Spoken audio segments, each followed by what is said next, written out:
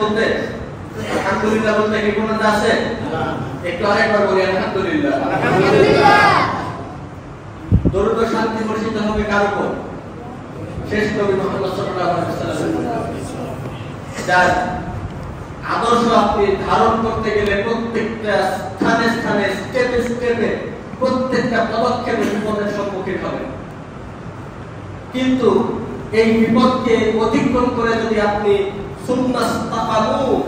সুপ্রতিষ্ঠিত থাকতে পারেন ইসলামের উপর, তাহলে আপনার জন্য কি জান্নাত, আপনার জন্য কি জান্নাত। তাই সেই নবী মুহাম্মদ সাল্লাল্লাহু আলাইহি ওয়াসাল্লামের উপর দরুদ পাঠ করি সকালে বলি সাল্লাল্লাহু আলাইহি ওয়াসাল্লাম। আজকে আমাদের আনন্দের দিন, তাই না? গতকাল আমরা ঈদুল ফিতরের সালাত আদায় করেছি। আল্লাহ রাব্বুল আলামিনের কাছে শুকরিয়া, আল্লাহর প্রশংসা যে আল্লাহ রাব্বুল আলামিন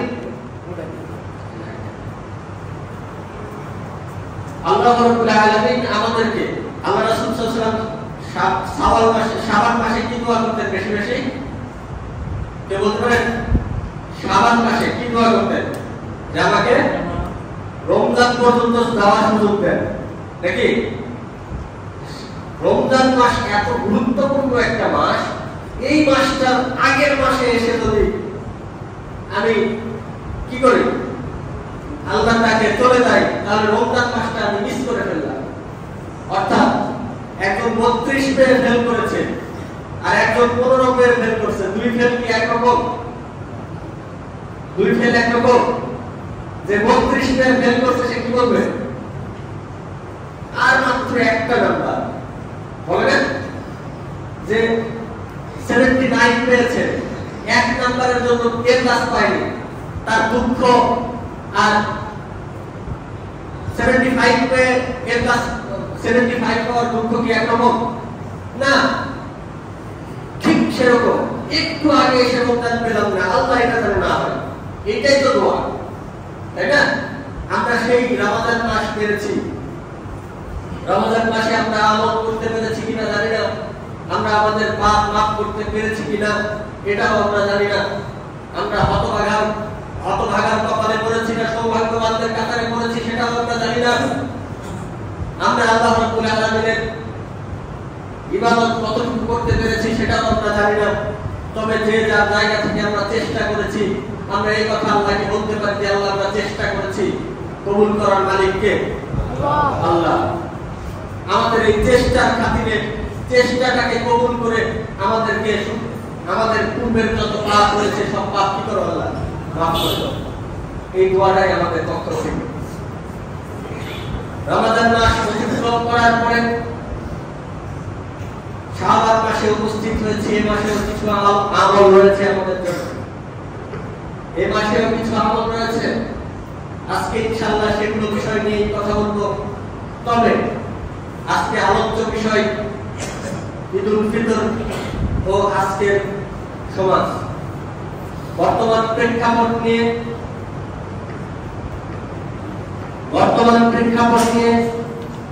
আল্লাহ নবী মুহাম্মদ সাল্লাল্লাহু আলাইহি ওয়াসাল্লাম সদা সর্বদাই জুমার খুতবা দিতেন। আমাদের সেই বিষয়টা মিস করে গেলে হবে না। এখন বর্তমান আমাদের সমাজ, আমাদের দেশ বা মুসলিম উম্মাহ সব দিকে যদি আপনি লক্ষ্য করেন, তাহলে একটা জিনিস খুব সুন্দরভাবে প্রতীয়মান হয় যে আমাদের মধ্যে ভাই ভাই মিল নেই, আমাদের মধ্যে হিংসায় ভর্তি হয়ে গেছে, মনোমালিন্য আমাদের মধ্যে কথায় কথায় চলে আসে। কিন্তু সেটা রিকভারি করে আমরা যে আবার মুমিন ভাই ভাই হয়ে যাব, সালামের মধ্যে পরস্পরের মধ্যে একতা সৃষ্টি করব, এই টেন্ডেন্সি, এই চিন্তা চেতনা থেকে আমরা দূরে সরে আসছি। আমাদের মধ্যে একটি কথা, অমুক ব্যক্তি আমার সাথে এই রকম কাজ করলো, আমি কেন তাকে পরবর্তীতে সাপোর্ট করব? সদা সর্বদাই আমরা এরকম ভাবে এই কথা বা কাজ করে যাচ্ছি। কিন্তু আল্লাহ নবী মুহাম্মদ সাল্লাল্লাহু আলাইহি ওয়াসাল্লাম বলেছেন, আল মুসলিমু আখুল মুসলিম, একজন মুসলমান আরেকজন মুসলমানের ভাই। আল্লাহ রাব্বুল আলামিন কোরআনুল কারীমের মধ্যে বহু জায়গায় বলেছেন, নবী মুহাম্মদ সাল্লাল্লাহু আলাইহি ওয়াসাল্লাম পবিত্র কোরআনুল কারীমে জায়গায় বলেছেন, আল্লাহ নবী হাদিসের মধ্যে বলেছেন যে পরস্পরে এক হয়ে থাকতে হবে। ওয়াতাসিমু বিহাবলিল্লাহি জামিয়ান ওয়া লা তাফাররাকু, তোমরা পরস্পরে আল্লাহর রজ্জুকে শক্ত করে আঁকড়ে ধরো, পরস্পরের মধ্যে বিচ্ছিন্ন হয়ো না। পরস্পরে তোমরা আল্লাহর রজ্জুকে শক্ত করে আঁকড়ে ধরো, পরস্পরের মধ্যে বিচ্ছিন্ন হয়ো না। আল্লাহ রাব্বুল আলামিন এই কথাটি বললেন কেন? কারণ হচ্ছে আমরা বিচ্ছিন্ন হতে পছন্দ করি। আমরা সবাই যে গ্রামের একটি প্রবাদ আছে, সেটি হচ্ছে আমার হাতে আমি কয় হাত? 3.5 হাত, কেউ ছোট নয়। অতএব আমি কাউকে মানতে রাজি নই, আমি কারো আনুগত্য করতে রাজি নই, আমি কারো লিডারশিপ মেনে নিতে রাজি নই। অমুক কেন নেতৃত্ব দিবে, আমি কেন নই। অমুকের কথা কেন শোনা হবে, আমার কথা কেন শোনা হবে না। অমুকের কথা অনুযায়ী সমাজ চলবে কেন, আমার কথা অনুযায়ী কেন সমাজ চলবে না। আমি কি সমাজের কেউ নয়? সমাজের নেতৃত্বে আসবে কারা, কোন শ্রেণীর মানুষ আসবে, তাদের কোয়ালিফিকেশন কি হবে, তাদের ডেজিগনেশন কি থাকবে, তাদের উপাধি কি হবে, তাদের চরিত্র কেমন হবে, তাদের আচার আচরণ কেমন হবে, তাদের মন মানসিকতা কেমন হবে, তাদের কার্যকারিতা কেমন হবে, তাদের চলাফেরা কেমন হবে, তাদের আমল আখলাক কেমন হবে, তাদের আকীদা কেমন হবে, তাদের পড়াশোনা কেমন হবে। এই বিষয় নিয়ে আমরা পড়াশোনাও করি না, আমরা বুঝিও না। আমরা এমন মানুষকে নেতৃত্ব দেই, এমন মানুষকে সামনে পাঠাই যে মানুষ দিনও বোঝে না, ইসলামও বোঝে না, চিন্তা শক্তি করার মতো যোগ্যতা ক্ষমতাও রাখে না। এমন মানুষকে যখন আমরা সামনে নিয়ে চলছি, তখনই অবস্থাটা এমন হচ্ছে। আল্লাহ নবী মুহাম্মদ সাল্লাল্লাহু আলাইহি ওয়াসাল্লামের ব্যর্থহীন হাদিস, সেটি হচ্ছে আল্লাহ নবী মুহাম্মদ সাল্লাল্লাহু আলাইহি ওয়াসাল্লামকে এখন এক ব্যক্তি এসে বলল, তার চাচাতো ভাই, আমি এখন এই মসজিদের সভাপতি, ক্যাশিয়ার তো আমার ছোট ভাইকে বানাতেই পারি, তাই না? আমি তো একটা পদে আমার ভাইকে দিতেই পারি। ব্যাপারটা এই স্টাইলে এমনটা রাসূল সাল্লাল্লাহু আলাইহি ওয়াসাল্লামের কাছে চলে এসেছে। আল্লাহ নবীর চাচাতো ভাই এসে আল্লাহ নবীকে বলছেন, আল্লাহ নবী, অমুক এরিয়া আপনার হাতে, অমুক এরিয়া আপনার হাতে, অমুক এরিয়া আপনার হাতে, আমাকে একটু ওই এরিয়াটা দেন না, আমাকে একটু ওই এরিয়াটা দেন না, আমি একটু ওই এরিয়ার নেতৃত্ব দেই। আল্লাহ নবী আমাকে একটু অমুক এরিয়াটা দেন না, আমি একটু ওই এরিয়ার নেতৃত্ব দেই। আল্লাহ নবী আমাকে একটু ওই পাড়ার নেতৃত্ব দেওয়ার সুযোগ দেন না, আমি একটু ওই পাড়ার নেতৃত্ব দেই। এরা আল্লাহ নবী মুহাম্মদ সাল্লাল্লাহু আলাইহি ওয়াসাল্লাম গর্জে উঠে বললেন, আল্লাহর কসম, আল্লাহর কসম, আল্লাহর কসম করে বলছি, আমি ওই ব্যক্তিকে নেতৃত্ব দেব না যে ব্যক্তি নেতা হওয়ার আশা করবে। আল্লাহর কসম, আমি ওই ব্যক্তিকে নেতৃত্ব দেব না যে ব্যক্তি নেতা হওয়ার আশা করবে। আল্লাহর কসম, আমি ওই ব্যক্তিকে নেতৃত্ব দেব না যে ব্যক্তি নেতৃত্ব চেয়ে নেবে। আল্লাহ নবী কি বললেন? আল্লাহর কসম, আমি ওই ব্যক্তিকে নেতৃত্ব দেব না যে ব্যক্তি নেতৃত্ব চেয়ে নেবে, নেতা হওয়ার আশা করবে। গোটা বাংলাদেশের যতগুলো মসজিদ, যতগুলো মাদ্রাসা, যতগুলো কবরস্থান, যতগুলো স্কুল, যতগুলো কলেজ, যতগুলো ইউনিয়ন, যতগুলো দেশ, যতগুলো জায়গায় একজন ব্যক্তি নিজে নেতা হওয়ার আশা পোষণ করেছে, নেতা হওয়ার জন্য নেতৃত্ব চেয়ে নিয়েছে, প্রত্যেককেই আজকে যদি নবী মুহাম্মদ সাল্লাল্লাহু আলাইহি ওয়াসাল্লাম বেঁচে থাকতেন, তাহলে তাদেরকে লাথি মেরে নেতৃত্ব থেকে সরিয়ে দিতেন। কোনো রকমের সন্দেহের অবকাশ নেই এখানে। এরপরের কথা, আল্লাহ নবী মুহাম্মদ সাল্লাল্লাহু আলাইহি ওয়াসাল্লামের পরে যে বাক্যটা বললেন, এই বাক্যটা তো আরো ভয়াবহ, আরো জটিল, আরো কঠিন। এখন তো আমি নেতৃত্ব চেয়ে নিয়েছি, আমি এসে আপনাদেরকে বলছি, আমাকে একটু গ্রামের মাতব্বর বানান না, একটু আমাকে চেয়ারম্যান বানান, একটু আমাকে মেম্বার বানান, আমাকে একটু এমপি সাহেব বানান, আমাকে একটু এমপি বলে রাখবে, সবাই কত ভালো রাখবে, আমাকে একটু মন্ত্রী বানান না, আমাকে একটু সভাপতি বানান না, আমাকে একটু সেক্রেটারি বানান না, আমাকে একটু অমুক বানান। এটা তো মুখে বলছি, মুখে বলতে আল্লাহ নবী না করতেন। এবার দেখুন আল্লাহ নবী কি বলে। আল্লাহ নবী বলছেন, যদি কোনো ব্যক্তি নেতা হওয়ার আশা পোষণ করে, মনের ভিতর আশা আছে, ইস আমাকে যদি সবাই মিলে একটু সভাপতি বানায় দিত তাহলে কবরে না ভালো হতো। এই যে মনের ভিতর সুপ্ত আশা, সুপ্ত আশা, এই আশা যদি কোনো ব্যক্তি করে, আল্লাহ নবী বলছেন আমি তাকেও নেতৃত্ব দিতাম না। কথা কি পরিষ্কার? আমি কি বোঝাতে পেরেছি হাদিসটা? নেতৃত্বের গুণাবলী কি হবে? আবার এই হাদিসের উপর ভিত্তি করে আপনি যদি পুরোই সব ব্যবস্থা খারাপ করেন, ব্যাপারটা এমনটাও নয়।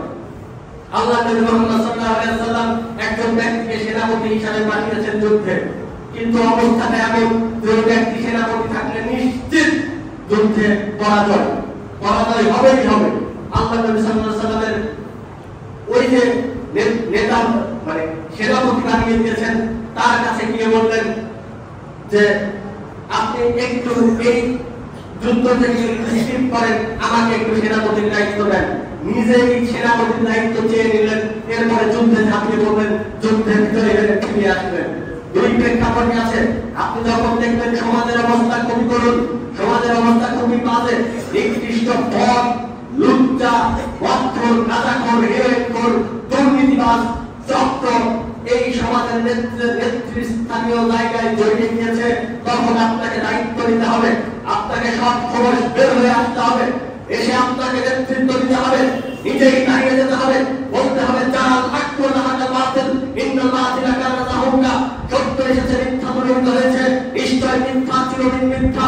আপনি সত্যের ডান্ডা নিয়ে দাঁড়িয়ে যাবেন, এটাই আপনার জন্য অবধারিত সেই সময়। তাহলে প্রেক্ষাপটটা ভুল বুঝতে চলবে না। এরপরে আসুন নেতৃত্ব দিনের কোন ব্যক্তি, কোরআনের অধিকারী, কোরআন বুঝতে হবে, হাদিস বুঝতে হবে, কোরআন সুন্নাহ বুঝতে হবে, ইসলাম বুঝতে হবে, সামাজিকতা বুঝতে হবে, তারপরে হচ্ছে বর্তমান পরিস্থিতি বুঝতে হবে, ইত্যাদি বুঝে জ্ঞানবান, দূরদর্শী, সুচিন্তিত, সুদক্ষ এবং যোগ্যতা সম্পন্ন ব্যক্তিকে আপনার নেতৃত্ব স্থানীয় জায়গায় বসাতে হবে। যদি আপনি এবার বসান, তাহলে আল্লাহ নবী মুহাম্মদ সাল্লাল্লাহু আলাইহি ওয়াসাল্লাম বলছেন এমন একটা সময় আসবে যে সময় লোক নেতৃত্ব দিবে, কিন্তু নেতা হবে কিভাবে? এই যে আমাদের রাস্তা দিয়ে ঘুরে বেড়াতো খালি পায়ে খালি গায়ে, একবারে ইয়ের মতো ফকিরের মতো অবস্থা ঘুরে বেড়াতো, পায়ে জুতা ছিল না, টাকার অভাবে জুতা কেনার মতো ক্ষমতা ছিল না, গায়ে যে জামা দিবে সেই গায়ে জামা পরানোর মতো যোগ্যতা অবস্থা তার ছিল না, কিন্তু হঠাৎ করে কি হলো, সে কোথায় কোথায় যেন গিয়ে অনেক টাকার মালিক হলো, অনেক টাকার অধিকারী হলো, অনেক টাকার মালিক হওয়ার পরে এরপরে গ্রামে আসার পরে এবার বলছে আমি মসজিদের সভাপতি, আমি মাদ্রাসার সভাপতি, আমি ইসলামের সভাপতি, এই এলাকার এমপি আমি, এই এলাকার চেয়ারম্যান আমি সব কিছু। আমরা এখন বলছি হ্যাঁ আপনি জয় বাংলা, জয় বাংলা, জয় বাংলা, জয় অমুক, জয় অমুক, জয় অমুক। আল্লাহ নবী এই ৭৬ মার্কা লোকের জন্য বলছেন সেই জামানার নেতৃত্ব হবে এই অবস্থা। ইয়ারফাউনা ইলম ওয়া ইয়ানজিলুল জাহল, বিদ্যা উঠে নেওয়া হবে, জ্ঞান উঠিয়ে নেওয়া হবে, মূর্খতা বর্জন করা হবে, জ্ঞান উঠিয়ে নেওয়া হবে, মূর্খতা বর্জন করা হবে। এর অর্থ দুই রকম ভাবে হতে পারে। একরকম ভাবে হচ্ছে আপনি জ্ঞানী মানুষ, আপনাকে মূল্যায়ন করা হচ্ছে না, মাস্টার্স ডিগ্রি পাস করা লোক আপনার সামনে বসে আছে, দাওরা হাদিস পড়া লোক আপনার সামনে বসে আছে, আপনার সামনে বসে আছে আলেম পাস করা লোক, আপনার সামনে পণ্ডিত লোক বসে আছে, কোরআন হাদিসের পণ্ডিত যারা রয়েছে, আর আপনি ওই গ্রামের ৭ মার্কা ৩ নাম্বার, ৪ নাম্বার, ৫ নাম্বার লোককে সামনে নিয়ে এসে বসিয়েছেন। বুঝতে হবে কিয়ামত সন্নিকটে, খুব তাড়াতাড়ি কিয়ামত চলে আসছে।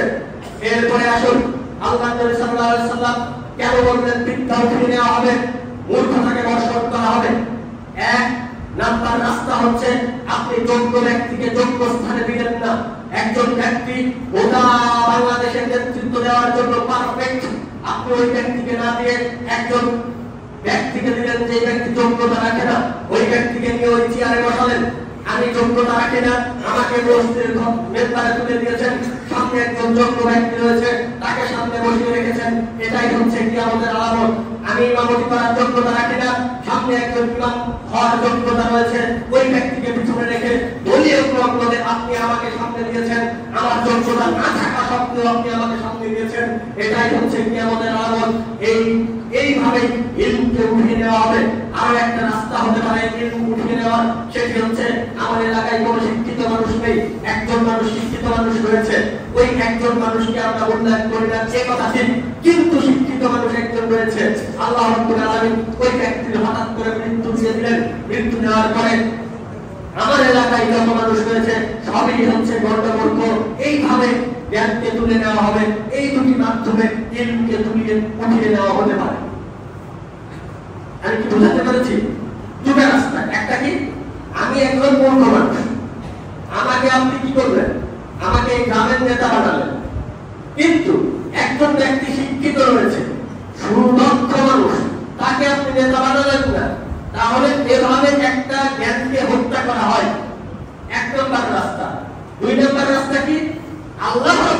আলামিন ওই জ্ঞানী ব্যক্তিকে উঠিয়ে নিলেন, অর্থাৎ মৃত্যু হয়ে গেল ওই ব্যক্তির, যাওয়ার মাধ্যমে ওই গ্রামে জ্ঞানী মানুষের সংকট তৈরি হলো। হবে না? এখনই জ্ঞানী মানুষ একদম পড়ে গেছে, তাহলে কে থাকবেন? শেষ। এইভাবেও জ্ঞানকে উঠিয়ে নেওয়া হতে পারে, জ্ঞানকে উঠিয়ে নেওয়া হবে এই কথাই চূড়ান্ত, কেন রাসূল সাল্লাল্লাহু আলাইহি ওয়াসাল্লাম বলেছেন। এই সমাজের দিকে আপনি যদি তাকিয়ে দেখেন, প্রত্যেকটা জায়গায় এই জিনিস, দুটি হাদিস বলেছি আপনার সম্মুখে, প্রত্যেকটা জায়গায় মিলে যাবে।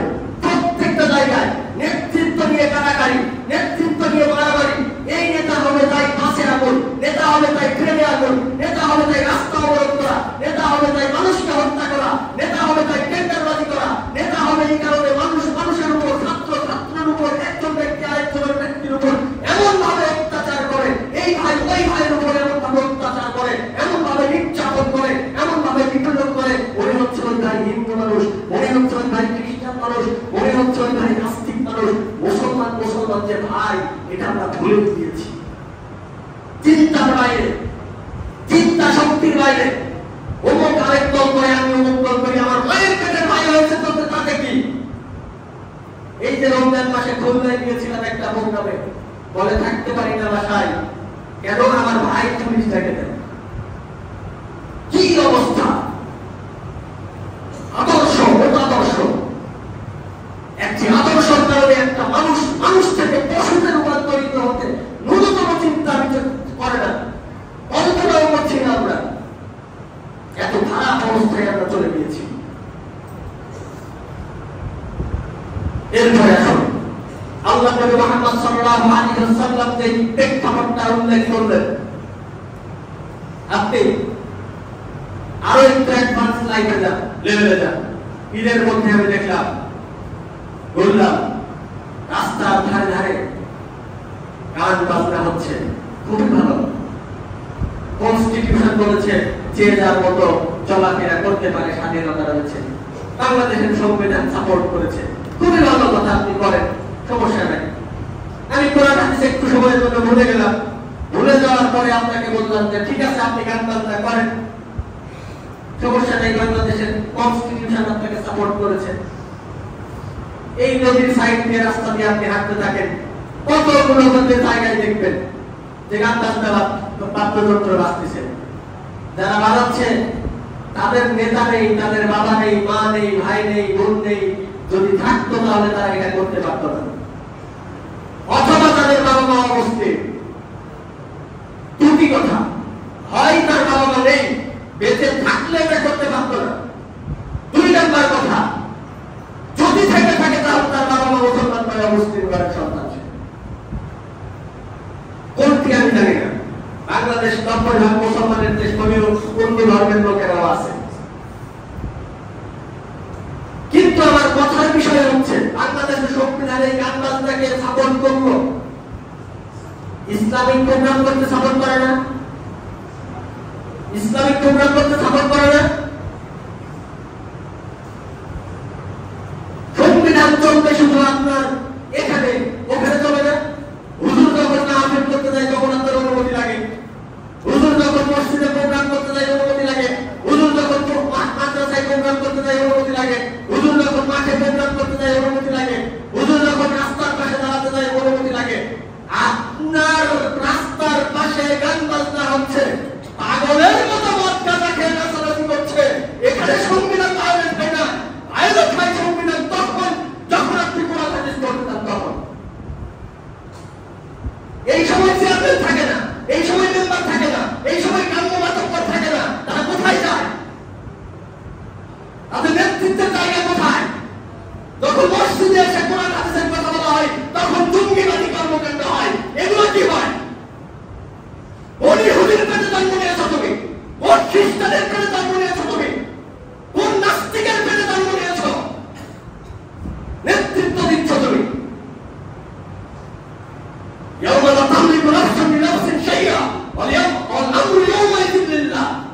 সেদিন কোন মানুষের কোন নেতৃত্ব কাজ করবে না, এখন ছত্র মালিকানা থাকবে আল্লাহর হাতে। সেদিন তুমি কত বড় চেয়ারম্যান হয়েছ, কত বড় মেম্বার হয়েছ, কত বড়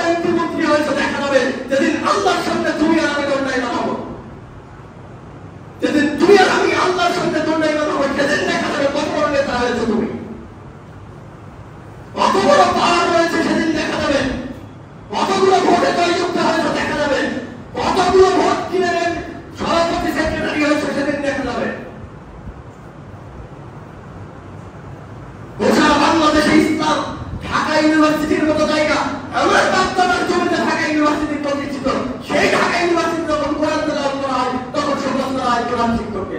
হোয়াট ইজ দিস? মাথা কি বিক্রি করেছি?